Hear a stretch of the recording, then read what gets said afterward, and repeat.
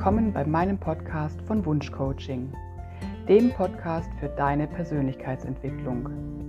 Jetzt wünsche ich dir viel Spaß bei dieser Folge. Diese Folge ist eine ganz besondere für mich. Nadine hat mich für ihren Happiness Safari Podcast interviewt. Das Interview ist auf Englisch. Ich hoffe, ihr seid der Sprache mächtig und ihr erfahrt hier einiges über mich und mein Leben und warum ich zu der Person geworden bin, die ich heute bin. Viel Spaß! And today I'm so happy to speak to Marina.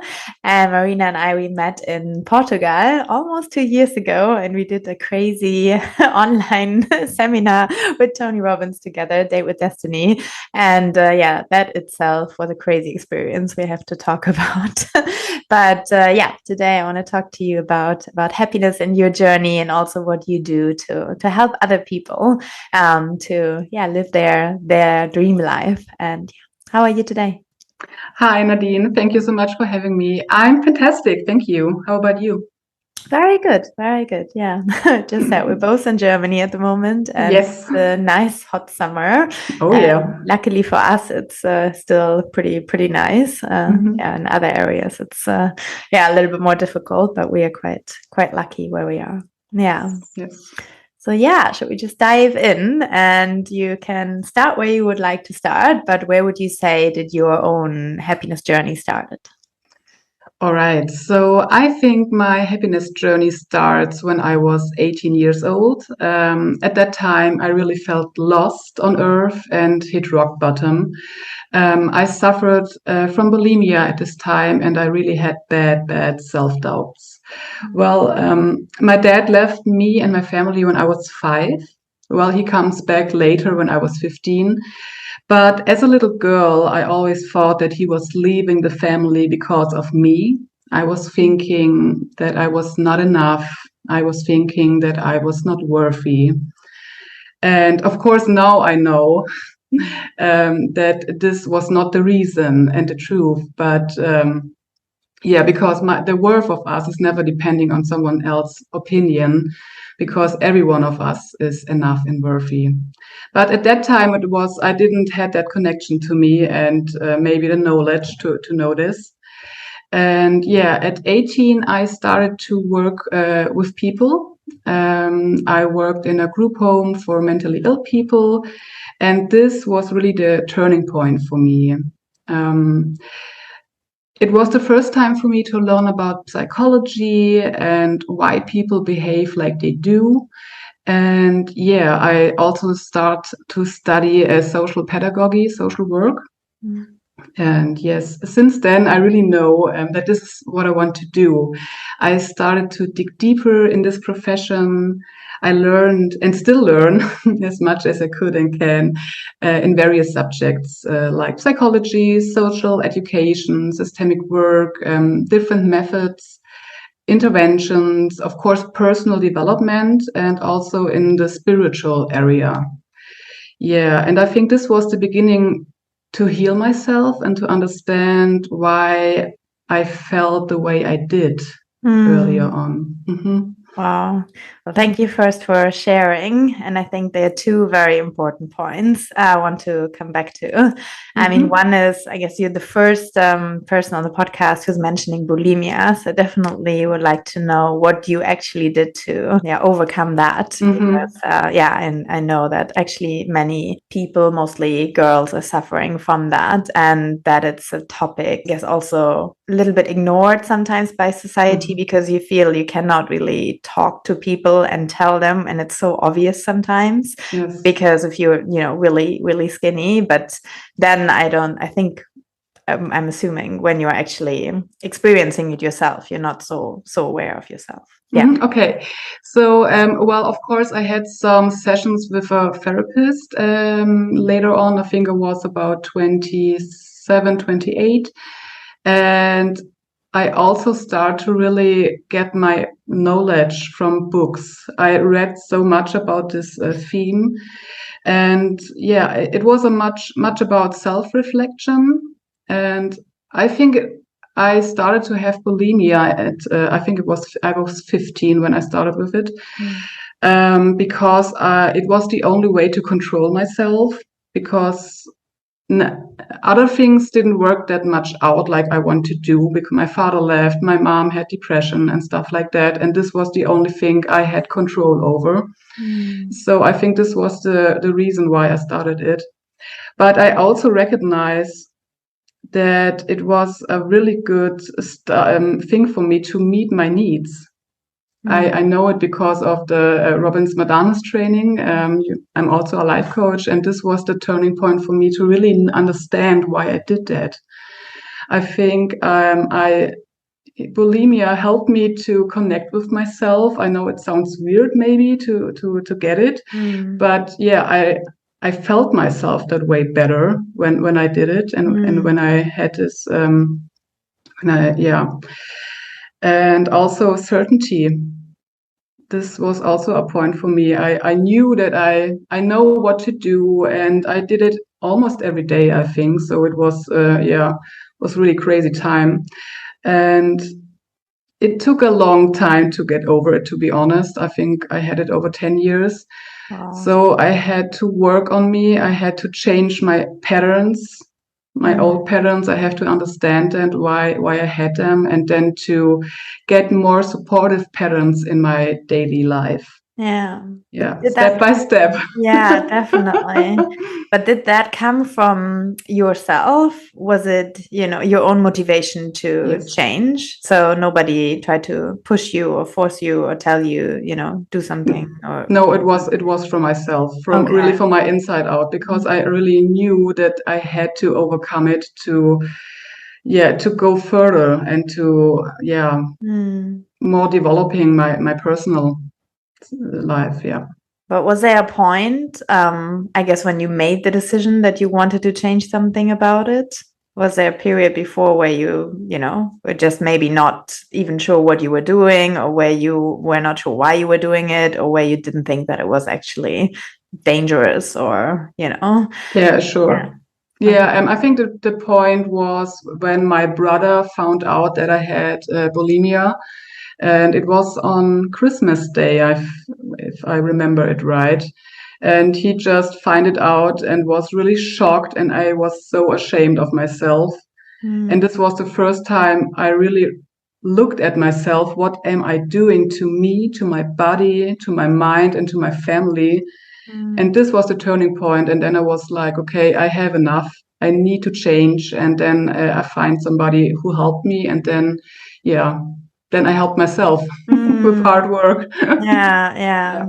And I know, and then you said you had it for 10 years, so it's a slow and long process. But was there, because Tony Robbins also always says, like, you are like a decision, or your life changes, in a second, but it takes obviously time to get there. But was there one moment where you would say that's where it really changed?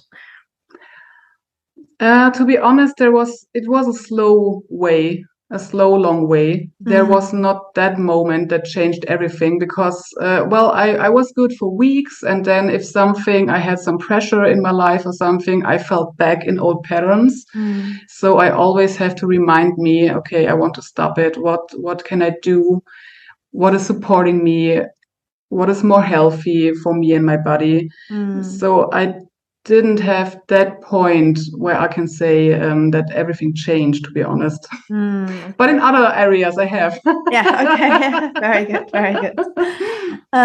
Okay, then one more question to that topic. I mean, what would you say, or maybe two, is the one thing that helped you the most? Was that? I think self-love. Self-love was and forgiveness for me. Also for my dad, because he left the family. That's the thing. I always I'm also doing meditation and stuff in the morning, so I always need to connect with me and myself in a good way, and that's like really to love myself the way I am, and I'm good as I am. And you are. Thank you. You too. You all are. So everybody who's Yes. listening. And that's an important message I think we have to hear and tell ourselves all the time, Yeah. because we forget so easily. And I mean, Mhm. especially, I can imagine, I mean, thank God I didn't suffer from bulimia, but I remember also that, I mean, just being a teenager, and I mean, my father and my mother, I mean, they got divorced when I was a baby, so he didn't really leave, but still, you know, I know that I had this feeling of being abandoned by, you know, like him. So because I never had him in my life.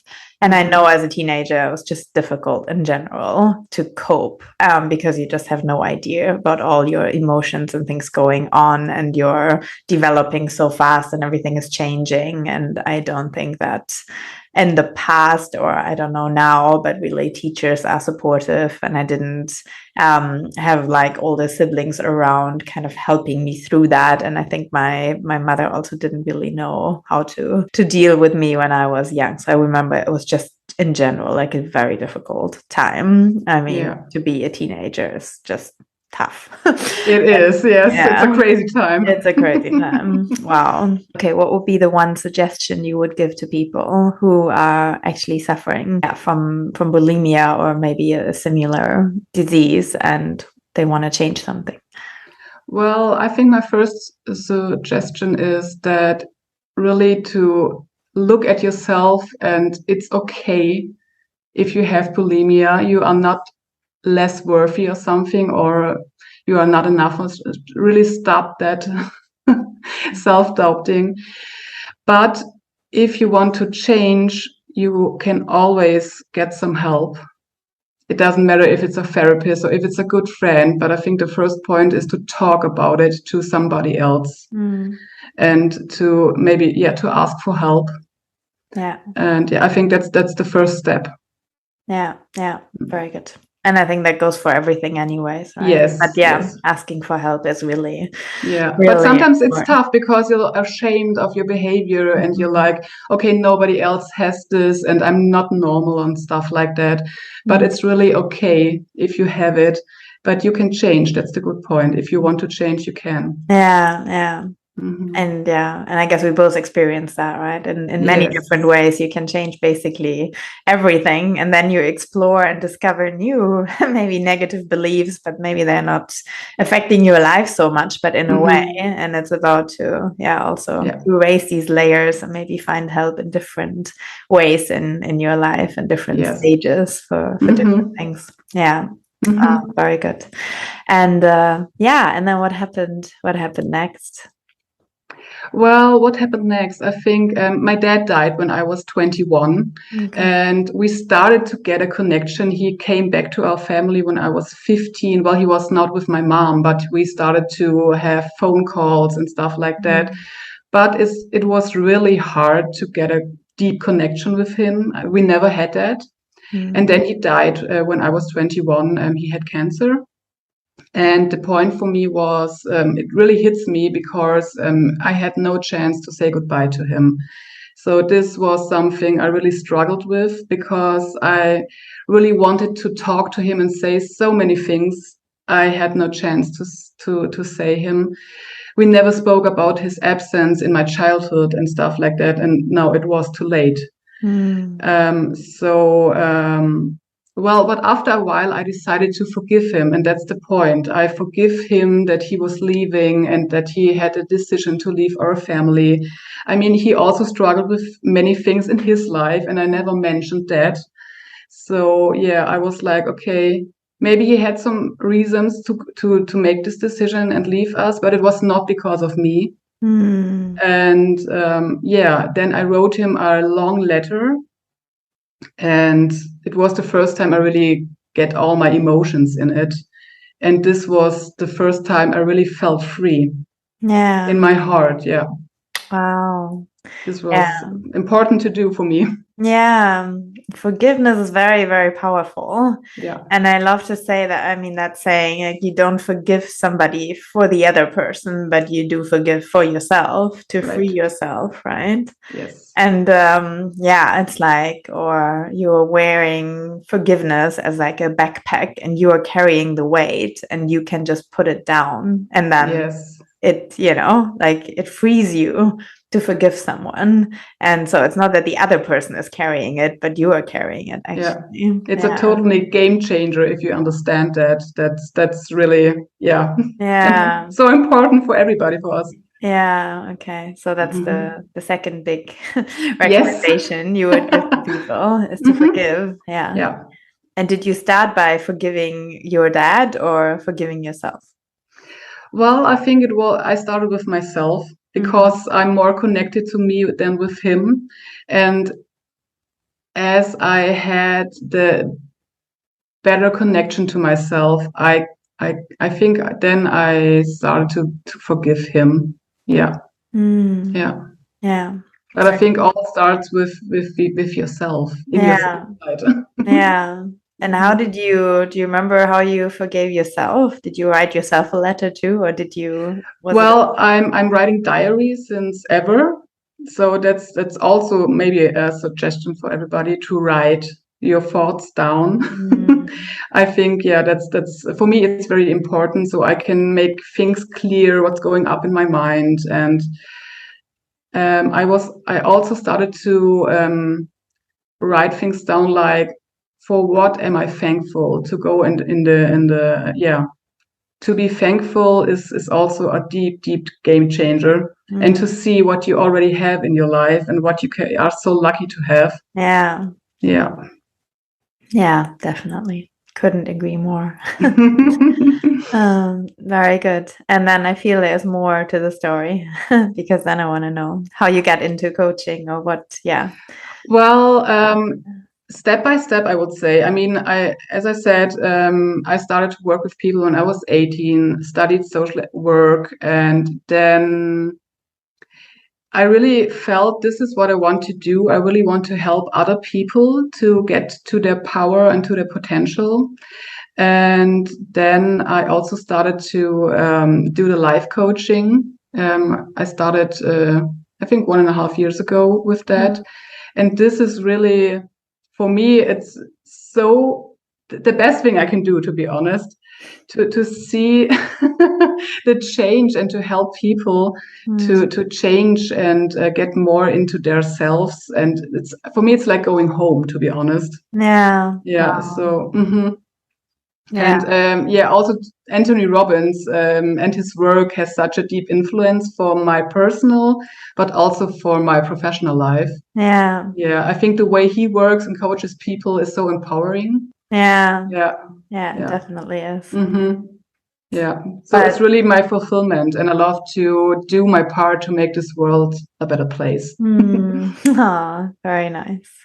Well, what do you think is the biggest thing in your work? Because you started when you were 18 and then saying you worked with mentally ill people and like studying social work, but working with so many people, like it's I'm calling it in therapy and coaching. Like, what is the biggest, I guess, issue with people? What is holding people back?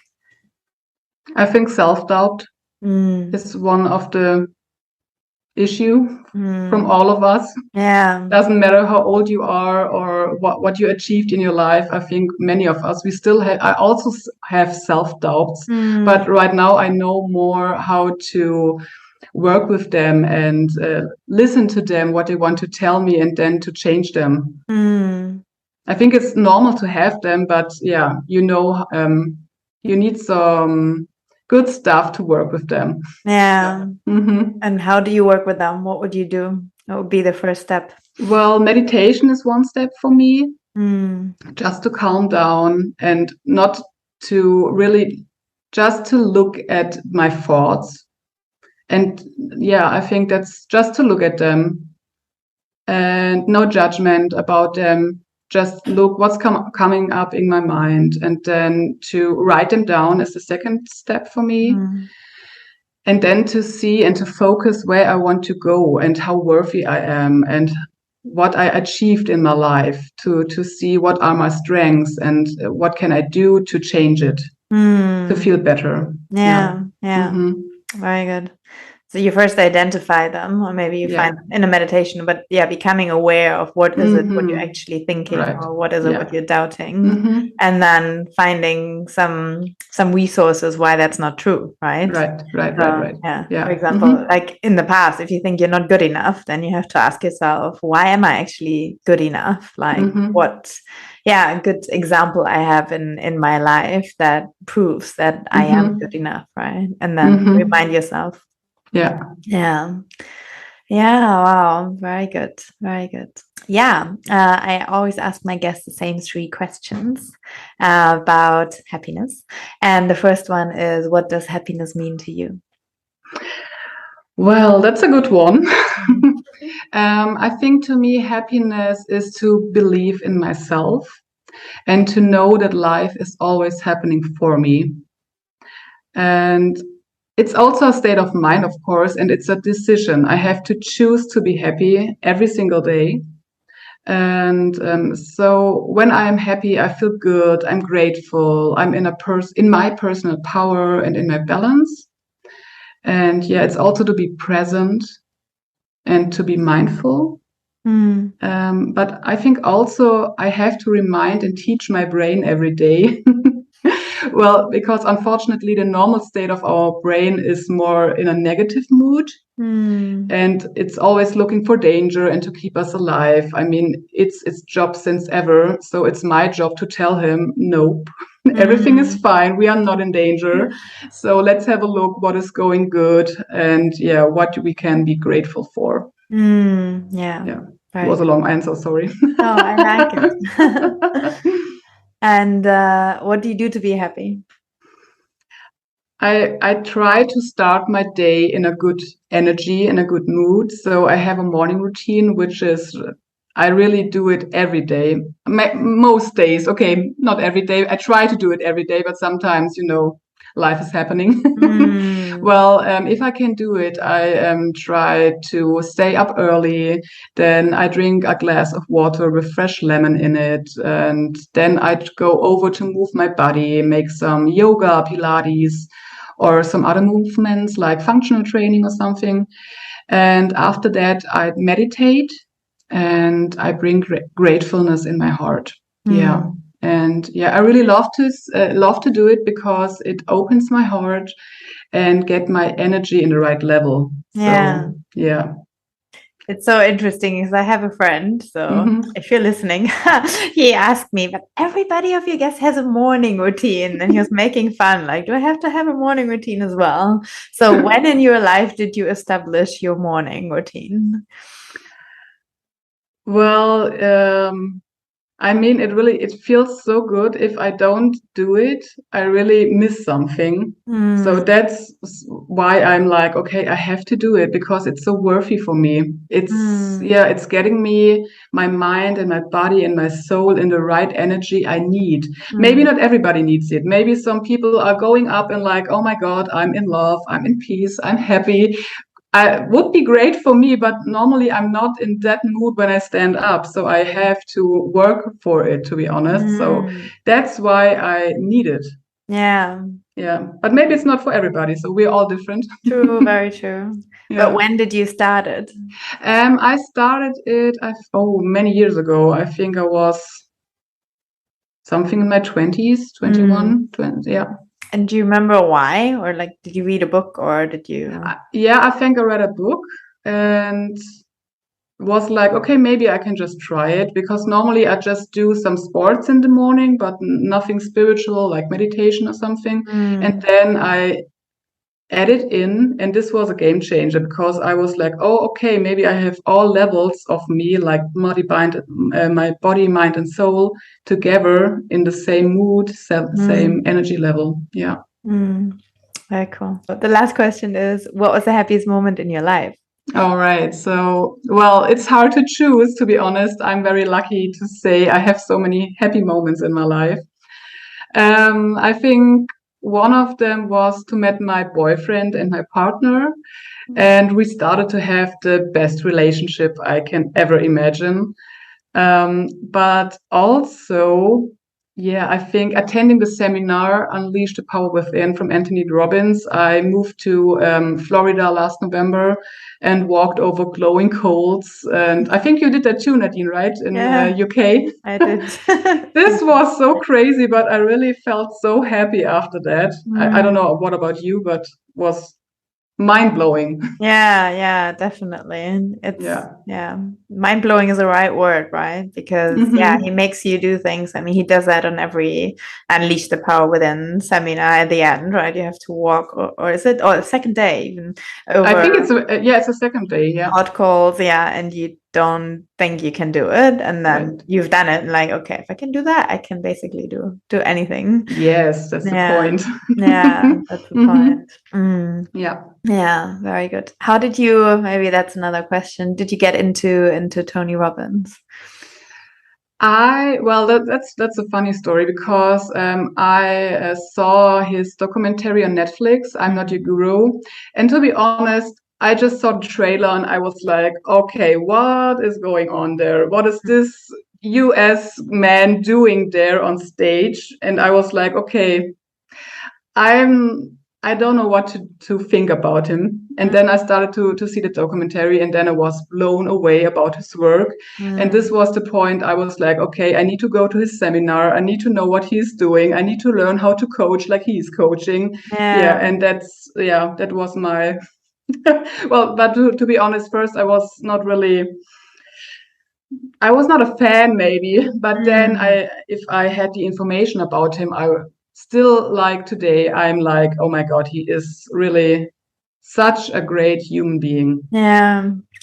It's crazy because he is so famous, and I think in the States lots of people know him because I read his books like even 40 years ago or something. And I do feel, especially maybe in Europe but in Germany, that people actually came across him through the documentary. So I will put that link in the show notes, and that was also how I found him, actually. And it's interesting sometimes when I meet people and I ask them, do you know Tony Robbins? And they say no, and I'm so surprised because I'm like, oh my God, how is it possible? Yes. But I mean, of course, because there is also so much in this world of personal development, and if you didn't really step your foot into this world, then it's maybe normal that you haven't heard about him. But if you're curious and you hear the name for the first time, then look up the documentary. I think that's a good start to get a feel what it is all about. And I know when I went to the Unleash the Power Within in London, and I took 2 days off because it was 4 days over the weekend. I remember that my former boss said, did you join a cult? And I was like, no, it's not a cult. I was like, I mean, they would make you come back, right? But it's completely voluntary, obviously. Yes. And it's not, I mean, what do you say? Brainwashing, but it is really just changing your thoughts, right, right, but in a positive way, right? In a really positive way. I mean, he just show you how much you can do and how much power you have inside. That's and the funny thing is, my boyfriend knew or is knowing Anthony Robbins, and this was the point for me, like, okay, maybe we can figure this out together. That's cool. Maybe we can just quickly dive into that story. So Marina and I actually met because we were in the same, I think, WhatsApp group, or somebody organized the Date with Destiny event. So that's a 5-day event of Tony Robbins, and that's probably the most intense one because it's literally like, you're having a date with your destiny, kind of really meeting yourself. And it was supposed to be in Germany, and that was during the second lockdown in 2020. And I was in Portugal at that time. And then I said, guys, if we cannot do it in Germany, just come to Portugal. And Marina and other, I think, 5 crazy people came actually, 3 days later to Portugal, and we attended the event. And then it was so funny because it was American time from, I don't know, 10 a.m. until midnight. So for us, it started at 2 p.m. and it ran into until like 5 a.m. in the morning. And we were so jet lagged after this, right? Yes, it's totally Tony Anthony Robbins jet lag. All night, exactly. And we were completely in a different time zone, even though being in Portugal. Yeah, we're living in this apartment together and yeah, attending the event and dancing in the living room to really loud music in the middle of the night. I really love this story to tell other people because it's so mind-blowing, really. Yeah. I love to remember. Yeah, no, it was really great experience. It was fun though. And I did really think because if you attend an event, I think it's minimum 3,000 people, but the Unleash Power Within is sometimes 10,000 people or something. So it's just crazy. And doing it at home in the living room, I wasn't really sure, but with 6 people and then having all the other people on screen, it actually was pretty nice in terms of the energy. And I think we were a nice group supporting each other. So but he always says, right, I mean, it's where your energy, your focus goes, your energy flows. And it's a lot about also your body and your physiology and to really feel things. So not just sitting on a chair and, doing exercise and journaling, but actually really getting out of your comfort zone and being super energetic to change your state and to change your mind and to experience that. So I do like the concept. Yeah, me too. Very good. So we'll share that in the show notes. And then my last question is there any book you read which changed your life? My favorite author is Paulo Coelho. He's from Brazil. I think many of you guys know him. If not, you have to read his books. Well, I read all of his books, and my favorite. Yes, all of them. I have them here. Wow. I really love them. And I think my favorite one is The Alchemist. Yeah. I think it's also the most popular one from him. It's the most popular one for sure. Yeah. But tell us the second favorite one, because I read just one more and I also want to read more of him. So I was thinking which one. 11 Minutes is also very good. That's the one I read. Oh, okay, very good. Very good. And I mean there are some like spiritual learnings in his books, and that's what I really love to read. Yeah, it's always like you feel good and you feel energized after reading. Yeah, and they're all like novels. So I love to read them too, because I was actually thinking that because I'm reading so many self-development books, and then usually they say, now take notes, now do this exercise, now you have to, and you're working basically when reading, but it's not really relaxing. So I'm also from time to time really craving to just read a novel, to just, lie somewhere on the beach or sit on a train and just read without, like being jumping up. Yeah, exactly. Like having something to do. So that's why I do love his books as well. Yeah, it's probably one of my favorite authors as well. Yeah. So I put that in the show notes too. Perfect. Very good. Is there anything I didn't ask you and you feel you want to share or people should know? Well, I think you asked before, but I think it's important to say it again, guys. Really just love yourself, listen to your heart, and you are all enough and worthy. I think that's the most important message for everybody of us every day. And we don't hear it that often. Yeah. Yeah. Yeah. Very true. I do want to end with this, but also I have to ask you one more. Actually, tell us what you do now as a coach, and how people can find you and how you work with people. Well, right now I like to do one-on-one coaching, of course. I do it online. And I have a website, of course, but I'm sorry for you guys, but it's in German. Maybe I want to change it, but I need some time. And I also have right now a coaching workshop. It's about self-doubt, to resolve them. And I coach people how to get there and how to change, to figure out what are your emotions, what are you feeling all the day, and how to change it maybe to the better.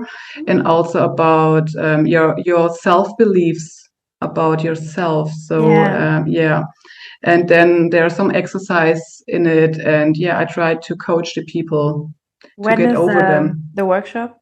Well, it's online, and there are some learning modules, and you go through them, and after that you have a coaching one-on-one with me, and then I tell you how you can include the stuff you learned into your life.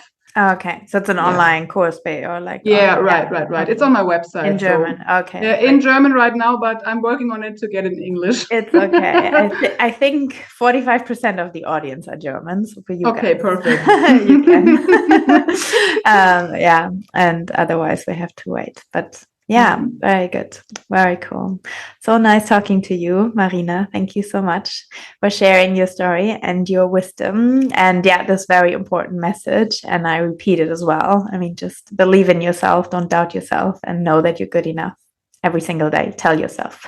Maybe write it on the mirror or hang a post-it or put it at your background in the phone. And just remember that. Ich hoffe, diese Folge hat dir gefallen und ich freue mich,